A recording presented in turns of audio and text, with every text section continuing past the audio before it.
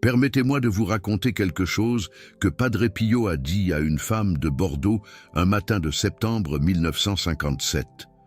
Une femme qui s'appelait Élise Fontaine. Elle avait 72 ans. Elle était venue à San Giovanni Rotondo pour voir Padre Pio une dernière fois, après un premier pèlerinage 20 ans plus tôt, qui avait changé sa façon de prier. Elle était assise en face de lui dans la sacristie, et elle lui avait posé la question que beaucoup n'osent jamais poser. Elle lui avait demandé, Padre Pio, quand est-ce que je vais mourir? Padre Pio l'avait regardé avec ce regard que ceux qui l'ont connu décrivent toujours de la même façon. Un regard qui voyait quelque chose que les autres ne voyaient pas. Et il avait souri. Pas un sourire de fausse réassurance, un sourire de quelqu'un qui connaît la réponse et qui n'a pas peur de la donner. Il avait dit « Avant Noël cette année, mais laissez-moi vous dire ce que vous allez voir. » Élise Fontaine n'a pas crié, n'a pas pleuré. Elle a sorti son carnet et a commencé à écrire. Ce que Padre Pio lui a décrit pendant les 20 minutes qui ont suivi, c'est ce que je vais vous transmettre aujourd'hui. Parce que cette femme de Bordeaux a partagé ce carnet avec sa fille avant de mourir. Un mardi de novembre 1957, paisiblement, le chapelet à la main. Exactement comme Padre Pio lui avait dit. Et sa fille l'a conservé pendant 50 ans avant de le remettre aux franciscains de Bordeaux. Ce que Padre Pio savait sur les premières minutes après la mort est quelque chose que peu de théologiens ont formulé avec autant de précision. Et ce qu'il a décrit change radicalement la façon dont nous vivons, dont nous prions pour nos morts et dont nous préparons nos propres âmes. Restez avec moi jusqu'à la fin, parce que ce que Padre Pio a révélé concerne non seulement ceux qui sont partis avant vous, mais aussi quelqu'un que vous aimez en ce moment. Et une prière que vous pouvez faire ce soir peut changer quelque chose pour eux. Je dois d'abord vous dire pourquoi cette question me touche personnellement. J'ai été infirmière en soins palliatifs pendant 23 ans. J'ai accompagné des centaines de personnes vers la mort. J'ai tenu des mains qui se refroidissaient.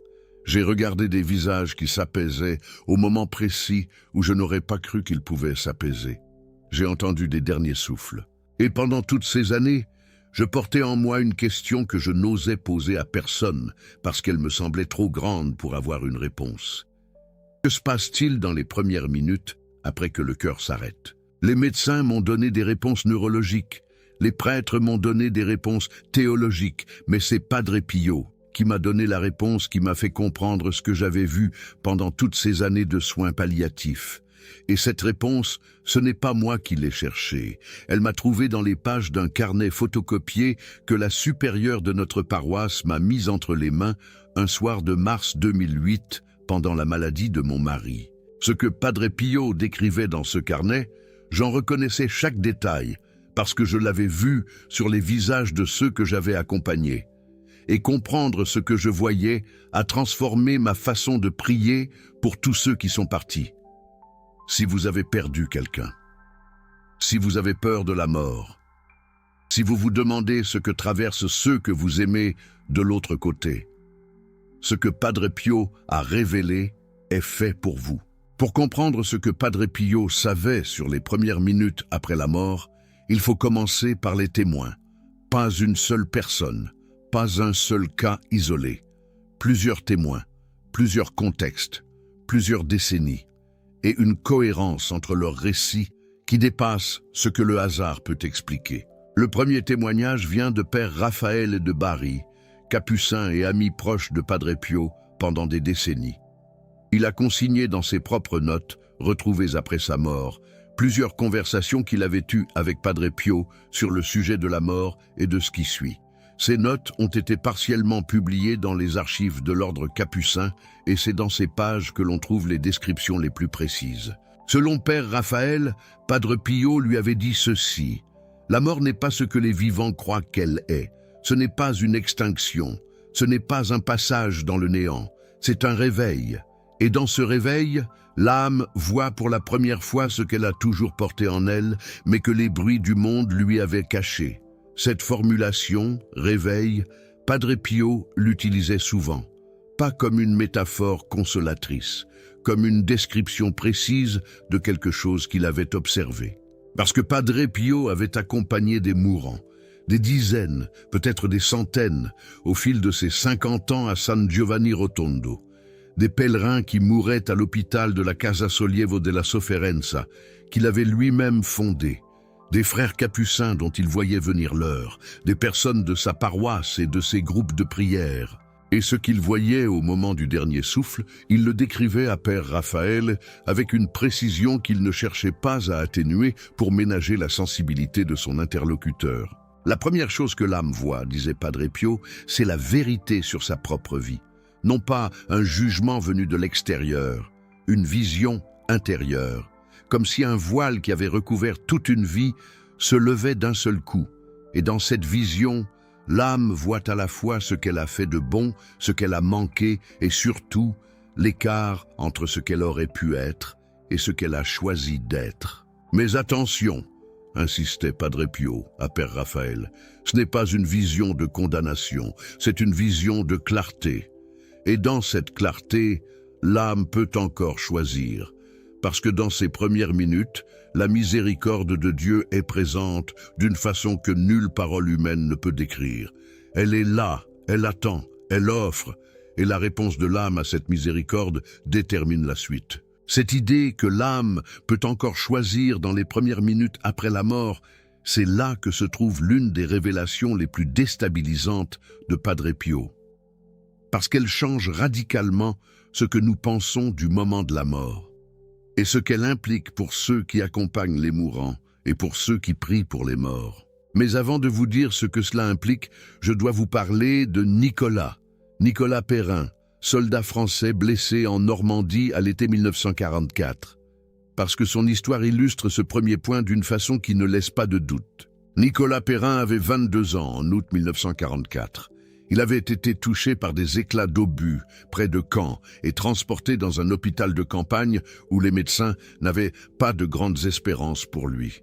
Sa mère, Henriette Perrin, était une fervente de Padre Pio. Elle avait correspondu avec lui avant la guerre, et dans la nuit du 15 août 1944, elle avait écrit une lettre désespérée où elle demandait à Padre Pio d'intercéder pour son fils qui mourait à des centaines de kilomètres de là. Ce que ni la mère ni le fils ne savaient, c'est que dans cette même nuit, à San Giovanni Rotondo, Padre Pio avait été trouvé en oraison dans sa cellule, les mains levées, les lèvres remuant. Frère Aurelio, qui avait passé devant sa porte, avait entendu un nom prononcé avec une intensité qu'il avait décrite dans ses notes comme celle d'un père qui appelle un enfant au bord d'un précipice. Nicolas Perrin a survécu. Les médecins ne s'expliquaient pas comment. Un an plus tard, quand il a pu se rendre à San Giovanni Rotondo avec sa mère, Padre Pio les a reçus dans la sacristie. Et quand Nicolas s'est présenté, Padre Pio a dit « Je t'ai reconnu, je t'ai vu cette nuit-là ». Puis il a ajouté quelque chose qui est resté gravé dans la mémoire de Nicolas Perrin jusqu'à sa mort, 4 décennies plus tard. « Tu as vu quelque chose cette nuit-là aussi, dans les heures où tu étais entre les deux. Tu te souviens d'une lumière ?» Nicolas a confirmé. Il avait gardé ce souvenir pour lui pendant 1 an, craignant de ne pas être cru. Une lumière qui n'était pas une lumière ordinaire. Quelque chose de chaud, d'immense, de parfaitement silencieux. Et dans cette lumière, une présence qu'il n'arrivait pas à décrire autrement que comme quelqu'un qui attendait sans attendre. Quelqu'un qui était là sans être là. Padre Pio avait hoché la tête et dit « C'est cela ». C'est ce que les âmes voient quand elles s'approchent du seuil.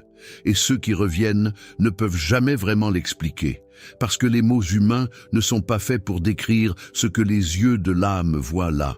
Ce premier témoin, Nicolas Perrin, illustre la première révélation de Padre Pio sur les premières minutes après la mort. Ce n'est pas le néant, ce n'est pas l'obscurité, c'est quelque chose que les mystiques de toutes les traditions décrivent avec les mêmes images, et que Padre Pio décrivait avec la certitude de quelqu'un qui n'a pas lu les livres, mais qui a vu. Ce n'est pas que Padre Pio avait voyagé lui-même dans le monde des morts, c'est qu'il accompagnait des âmes à cette frontière, pendant ces nuits de veille et d'intercession, Il voyait ce qui se passait de l'autre côté du voile, avec une clarté qu'il attribuait non pas à ses propres capacités mystiques, mais à la grâce de Dieu qui lui permettait de voir pour mieux intercéder. Et ce qu'il voyait dans les premières minutes était différent selon les âmes.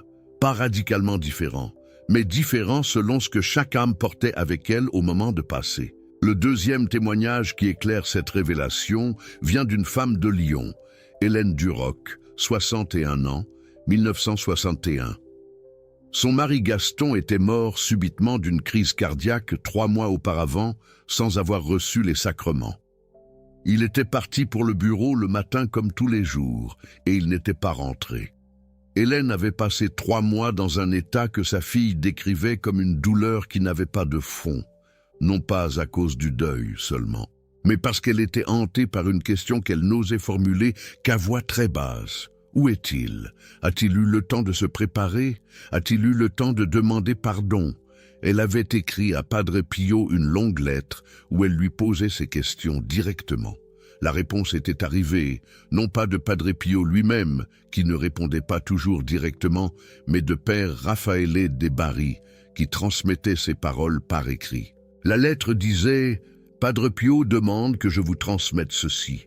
La miséricorde de Dieu ne fonctionne pas comme une porte qui se ferme au dernier souffle. Ce que votre mari a rencontré dans les premières minutes de son passage, c'est la même miséricorde qui vous attend vous aussi.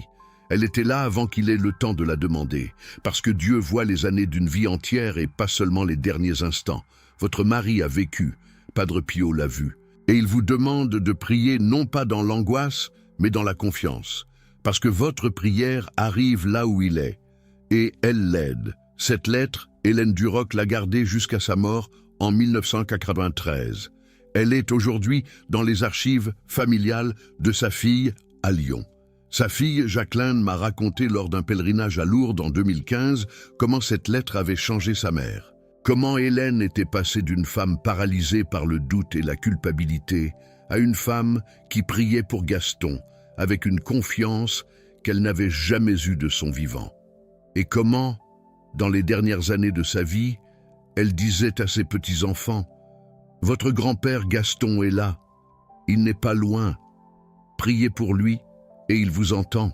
Ce qu'elle révèle est l'une des révélations les plus importantes de Padre Pio sur les premières minutes après la mort. « Votre mari a vécu, Padre Pio l'a vu ». Cette phrase contient quelque chose d'immense. Padre Pio n'était pas en train de promettre que tout le monde va automatiquement au paradis. Il était en train de dire quelque chose de bien plus précis. Dieu voit une vie entière, pas seulement le dernier moment. Et dans les premières minutes après la mort, ce que l'âme rencontre est une miséricorde qui a vu tous ces moments. Pas seulement les mauvais. Tous. Ce que cette révélation implique pour ceux d'entre nous qui ont perdu des êtres chers de façon soudaine, sans qu'ils aient pu se confesser ou recevoir les sacrements, est d'une importance capitale. Et c'est là que la troisième histoire entre en scène. Parce qu'elle révèle non seulement ce que Padre Pio voyait dans ses premières minutes, mais aussi ce que les vivants peuvent faire pour aider les âmes pendant ces moments décisifs. Élise Fontaine, la femme de Bordeaux à qui Padre Pio avait dit qu'elle mourrait avant Noël 1957, avait posé au cours de cette même conversation une question que peu de gens auraient la présence d'esprit de poser dans cette situation. Elle lui avait demandé « Est-ce que ce que je fais aujourd'hui, dans ma vie de prière, peut encore aider quelqu'un qui est déjà parti ?» Padre Pio avait répondu avec une précision qui avait surpris Père Raphaël, qui était présent. « Oui, et pas seulement aider. » Changer, parce que le temps fonctionne différemment de l'autre côté. Ce que vous offrez aujourd'hui peut rejoindre une âme dans ce qu'elle traverse, même si elle est partie il y a 10 ans, parce que Dieu n'est pas limité par le temps que nous sommes. Et la miséricorde qu'il accorde à une âme peut prendre appui sur une prière que vous faites aujourd'hui. Élise avait demandé « Comment est-ce possible ?» Padre Pio avait dit « De la même façon qu'une lettre écrite aujourd'hui peut rejoindre quelqu'un qui attendait depuis longtemps. Le chemin est différent, mais la lettre arrive. Cette image de la lettre qui arrive est restée dans le carnet d'Élise Fontaine. Et c'est elle qui avait donné à cette femme de Bordeaux la paix avec laquelle elle est morte 2 mois plus tard, un mardi de novembre, entourée de ses enfants. Mais ce que Padre Pio avait révélé dans cet entretien allait plus loin encore. Et c'est là que se trouve peut-être la révélation la plus inattendue de toute cette doctrine sur les premières minutes après la mort. Il avait dit à Élise, « La prière que vous faites pour un mourant ou pour un mort ne va pas seulement vers lui, elle revient aussi vers vous, parce qu'on ne peut pas intercéder sincèrement pour une âme sans que quelque chose se purifie en soi au passage. C'est la loi de la miséricorde, elle ne va jamais dans une seule direction. Ce retour de la prière vers celui qui prie était quelque chose que Padre Pio évoquait souvent sous des formes différentes. Il l'avait formulé à Père Raphaël de Bari d'une façon que ce dernier avait consignée avec soin. Chaque fois que vous priez pour une âme dans le purgatoire ou dans les premières minutes après la mort, vous faites pour elle ce que vous ne pouvez pas faire pour vous-même. Vous lui tendez la main, et dans ce geste, votre propre âme avance aussi. Parce que la charité pour les morts est la forme de charité la plus pure qui existe. Elle n'attend rien en retour. Elle ne peut rien recevoir en retour de la part de la personne pour qui elle est faite. Et c'est précisément pour cette raison qu'elle a un effet unique sur celui qui l'a fait. Cette révélation est confirmée par une découverte qui a eu lieu en 1978, 10 ans après la mort de Padre Pio. Dans les archives de la communauté capucine de Foggia, des frères ont retrouvé un cahier qui appartenait à Père Raphaël de Bari et dans lequel se trouvaient des notes beaucoup plus détaillées que celles qu'il avait laissées dans ses écrits publiés. Un cahier que personne n'avait cherché parce que personne ne savait qu'il existait. Un cahier dans lequel se trouvait une transcription de plus de 3 pages d'une conversation entre Padre Pio et Père Raphaël, datée du 12 mars 1958, sur le sujet précis des premières minutes après la mort. Dans cette transcription, Padre Pio décrivait ce qu'il appelait les 3 temps de l'âme, à l'instant du passage. Le premier temps, la reconnaissance. L'âme se reconnaît elle-même sans le filtre du corps, de l'ego, des habitudes, des peurs, des masques que nous portons toute une vie pour nous protéger du regard des autres. Elle voit ce qu'elle est vraiment, dans sa nudité la plus profonde, non pas dans un sens de honte ou de terreur, dans un sens de clarté, comme si quelqu'un avait enlevé les lunettes avec lesquelles elle avait regardé toute sa vie et lui avait dit « Voilà ce que tu vois vraiment sans elle ». Et dans cette clarté, toutes les contradictions de sa vie s'expliquent d'un seul coup. Tous les malentendus, toutes les peurs, toutes les décisions qui semblaient incompréhensibles, même à l'âme qui les avait prises. Le deuxième temps, la rencontre. L'âme rencontre la miséricorde de Dieu telle qu'elle est, et non telle que les théologies humaines l'ont décrite avec leurs limitations. Et dans cette rencontre, elle comprend à la fois combien elle a été aimée pendant toute sa vie, et combien cet amour était présent même dans les moments où elle ne le sentait pas. Le troisième temps, le choix. Padre Pio insistait sur ce mot, pas une condamnation automatique, un choix. L'âme, dans la clarté de cette rencontre, répond à la miséricorde. Et cette réponse détermine ce qui suit. Pour la grande majorité des âmes, disait-il, cette réponse est positive, pas parfaite, mais orientée vers Dieu. Et c'est pour les restes de cet imperfectement positif que le purgatoire existe. Non pas comme une prison, comme un soin. C'est cette transcription de mars 1958 qui a été numérisée et partagée discrètement entre communautés religieuses francophones depuis les années 1990. Certains prêtres s'en sont servis pour leur accompagnement pastoral des personnes en deuil. Et c'est une copie de ces pages que la supérieure de ma paroisse m'avait mise entre les mains pendant la maladie de mon mari, en me disant « Lis cela avant de dormir ce soir ». Je l'ai lu. Et j'ai compris pour la première fois ce que j'avais vu pendant 23 ans dans les salles de soins palliatifs. Ces visages qui s'apaisaient à un moment que personne n'anticipait. Ces mains qui se détendaient d'un seul coup. Cette chose que tous les soignants qui travaillent avec les mourants reconnaissent, mais que personne ne sait comment nommer. Ce n'était pas l'extinction. C'était quelque chose d'autre. C'était ce que Padre Pio appelait la rencontre. Et ce que j'avais vu sur ces visages pendant toutes ces années, c'était le premier temps, la reconnaissance, le moment où l'âme se voit elle-même sans les lunettes qu'elle avait portées toute sa vie. Cela me rappelle une femme que j'ai accompagnée dans les dernières heures de sa vie en 1997. Elle avait 82 ans. Elle s'appelait Marguerite. Elle avait été difficile toute sa vie de son propre aveu, difficile avec ses enfants, difficile avec ses voisins, difficile avec elle-même. Et dans ces dernières heures, elle avait dit une phrase que je n'ai jamais oubliée. Elle avait dit « Je comprends maintenant. Je comprends tout maintenant. » Et elle était morte 3 minutes plus tard, avec une expression que je n'avais jamais vue sur son visage de son vivant. Une expression de paix absolue. Ce que Padre Pio décrivait dans le premier temps, la reconnaissance sans le filtre de l'ego, c'est ce que Marguerite avait vécu dans ces 3 minutes. Et cette paix qui s'était installée sur son visage, c'était le début du deuxième temps.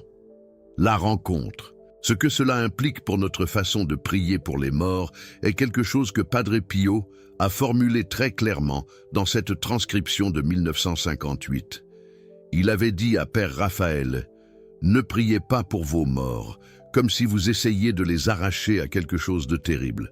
Priez pour eux comme si vous les accompagniez dans quelque chose qu'ils traversent et dont ils ont besoin de votre soutien. » Parce que la prière d'un vivant dans les premières heures et les premiers jours après la mort d'un être cher a une efficacité particulière. L'âme est encore proche. Elle entend encore le monde qu'elle vient de quitter d'une façon qui s'estompe avec le temps. Et votre prière dans ces premiers moments est comme une main tendue que l'âme peut saisir pour avancer. Cette image de la main tendue est revenue plusieurs fois dans les conversations de Padre Pio, rapportées par Père Raphaël. Et elle révèle quelque chose que la théologie traditionnelle formule différemment, mais que Padre Pio exprimait avec une image beaucoup plus accessible. La prière pour les morts n'est pas un acte de pitié descendant d'un vivant vers un mort. C'est une rencontre entre deux personnes qui s'aiment, dont l'une est passée de l'autre côté et dont l'autre peut encore tendre la main depuis ce côté-ci. Cette révélation transforme la façon dont nous vivons le deuil, non plus comme une séparation définitive après laquelle nous ne pouvons rien faire, mais comme une relation qui se continue sous une forme différente et dans laquelle notre prière a encore une place réelle et active. Et maintenant, je vais vous donner la prière spécifique que Padre Pio recommandait, celle qu'il avait transmise à Élise Fontaine dans son carnet de Bordeaux, celle qu'il avait recommandée à Hélène Duroc pour son mari Gaston mort d'une crise cardiaque sans sacrement, et celle que Père Raphaël des Barry avait lui-même utilisée pendant des décennies au chevet des mourants de la Casa Sollievo della Sofferenza. Mais avant cela, laissez-moi vous dire quelque chose sur ce que j'ai vécu moi-même. Mon mari Jacques est mort en 2019. Pas subitement, il a eu le temps de recevoir les sacrements. Il a eu le temps de dire au revoir. J'étais à son côté à l'instant précis où son cœur s'est arrêté. Et j'ai vu ce que Marguerite m'avait montré en 1997. Ce changement d'expression dans les derniers instants, cette détente, cette chose que les mots ne peuvent pas tout à fait attraper. Mais ce que je n'avais pas vu avec Marguerite et que j'ai vu avec Jacques, c'est ce qui s'est passé dans les premières heures après sa mort. Parce que j'ai récité sans m'arrêter, pendant ces heures, la prière que Padre Pio avait transmise. Et quelque chose dans la pièce où il reposait était différent. Pas effrayant, pas spectaculaire, juste différent. Une présence qui n'était pas lourde, qui n'était pas triste.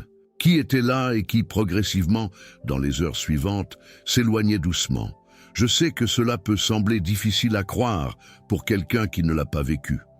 Mais chaque personne qui a accompagné un mort avec foi et prière dans les premières heures sait de quoi je parle. C'est quelque chose que les médecins ne peuvent pas mesurer et que les scientifiques ne peuvent pas étudier. Mais c'est réel. Et Padre Pio l'avait décrit avec précision, 50 ans avant que je le vive. Maintenant, voici ce que vous pouvez faire. Que vous ayez perdu quelqu'un récemment, que vous accompagniez en ce moment quelqu'un en fin de vie, que vous pensiez à un être cher mort il y a des années sans sacrement, dans des circonstances difficiles, ou que vous pensiez simplement à votre propre mort et à ce qui vous attend. Ce que Padre Pio a transmis s'applique à chacune de ces situations. La première pratique, prier pour les morts dans les premières heures et les premiers jours. Padre Pio insistait sur l'importance particulière des premières heures et des 3 premiers jours après la mort. Il disait « L'âme est encore dans sa transition. Elle traverse les 3 temps dont j'ai parlé. Et votre prière, pendant cette période, a une efficacité que votre prière 6 mois plus tard n'aura pas de la même façon. Ce n'est pas que votre prière ultérieure sera inutile, mais c'est que ces premières heures sont un moment de perméabilité particulière où ce que vous offrez arrive avec une intensité spéciale. Si quelqu'un que vous aimez est en train de mourir en ce moment, ou s'est endormi dans la mort récemment, récitez le chapelet pour lui.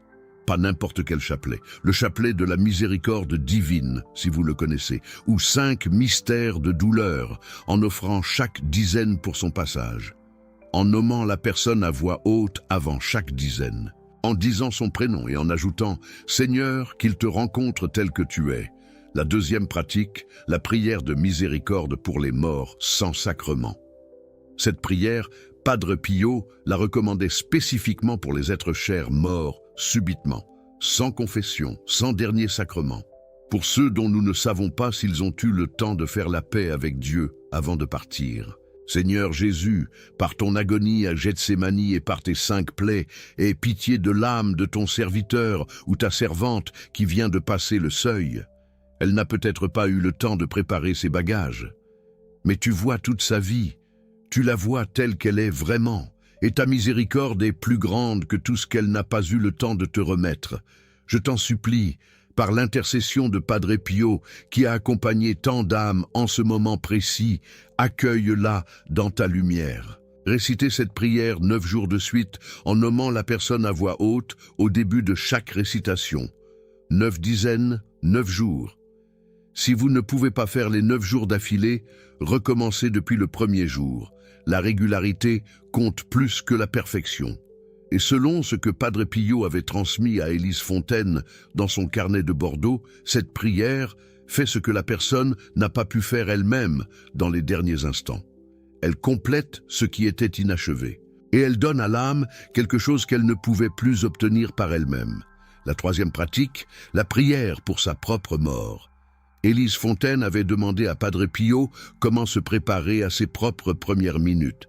Et Padre Pio avait répondu quelque chose que sa fille, en lisant le carnet, avait trouvé à la fois simple et profond. Il avait dit « Habituez votre âme à rencontrer Dieu chaque jour, non pas seulement le dimanche, non pas seulement en cas de problème. Chaque jour, dans la prière du matin ou du soir, prenez le temps de vous exposer à sa présence, parce que l'âme qui s'est exercée à cette rencontre pendant sa vie la reconnaîtra instantanément quand elle la vivra pleinement. Et la rencontre qui aurait pu être déconcertante deviendra familière, comme retrouver quelqu'un qu'on a fréquenté toute sa vie. Cette formulation familière m'a traversé comme une lumière quand je l'ai lue, parce que c'est exactement ce que j'avais senti dans les yeux de Jacques dans ces derniers instants. Il ne découvrait pas quelque chose d'inconnu. Il retrouvait quelque chose qu'il connaissait, quelque chose qu'il avait fréquenté chaque jour pendant des années à travers sa prière et les sacrements. Et c'est peut-être la révélation la plus importante de toute la doctrine de Padre Pio sur les premières minutes après la mort. Ce n'est pas la perfection de notre vie qui détermine la qualité de nos premières minutes de l'autre côté. C'est la familiarité de notre âme avec Dieu. Et cette familiarité, elle se construit chaque jour, dans chaque moment de prière sincère, dans chaque sacrement reçu avec foi, dans chaque acte de charité fait sans calcul. Si cette vidéo a rejoint quelque chose en vous ce soir, si vous pensez à quelqu'un qui est parti, si vous avez peur pour vous-même ou pour un être cher qui approche du seuil, je vous invite à faire un geste. Ce canal existe pour transmettre les enseignements de Padre Pio à ceux qui en ont le plus besoin. Pour produire ces vidéos avec la qualité qu'elles méritent, nous avons besoin de votre soutien. Si vous voulez faire partie de cette mission, envoyez un super thanks. Padre Pio bénit ceux qui aident à répandre son message de foi et d'espérance, et je prierai personnellement pour vous et pour tous ceux que vous portez dans votre cœur ce soir. Maintenant, vous comprenez ce que Padre Pio voulait dire quand il parlait des premières minutes après la mort. Ce n'est pas un sujet de peur, c'est un sujet d'espérance, l'une des espérances les plus profondes que la foi catholique nous offre. Parce que cette foi nous dit que la mort n'est pas la fin d'une relation, c'est une transformation de cette relation. Et notre prière peut traverser ce qui semble intraversable. Les 3 pratiques que Padre Pio a transmises sont à votre portée dès ce soir.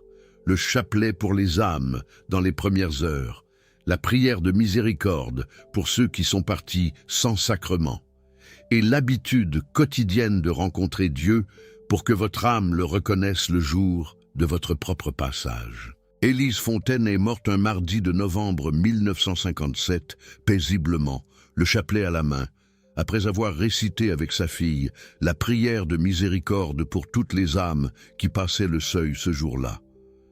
Elle avait souri dans les derniers instants. Sa fille avait demandé « Qu'est-ce que tu vois ?» Elle avait répondu « Ce que Padre Pio m'avait dit. C'est exactement ce qu'il m'avait dit. » Voilà ce que je voulais vous transmettre ce soir, non pas pour vous faire peur, pour vous donner ce qu'Élise Fontaine avait quand elle a fermé les yeux. La certitude que ce qui attend de l'autre côté n'est pas inconnu, et que ce que vous faites ici, dans votre prière, dans votre foi, dans votre charité pour les vivants et pour les morts, arrive là où ça compte. Padre Pio le savait, il l'a vu, et il nous l'a laissé. Maintenant, j'ai une question pour vous. Avez-vous été présent au moment de la mort de quelqu'un que vous aimez? Est-ce qu'il s'est passé quelque chose que vous n'avez jamais su comment nommer? Un apaisement inattendu, un changement d'expression, une sensation dans la pièce que vous n'avez pas oubliée. Partagez-le dans les commentaires. Votre témoignage peut aider quelqu'un qui traverse en ce moment la douleur du deuil et qui a besoin de savoir que ce qu'il a vécu est réel. Je lis chaque commentaire et je prie pour chacun d'entre vous.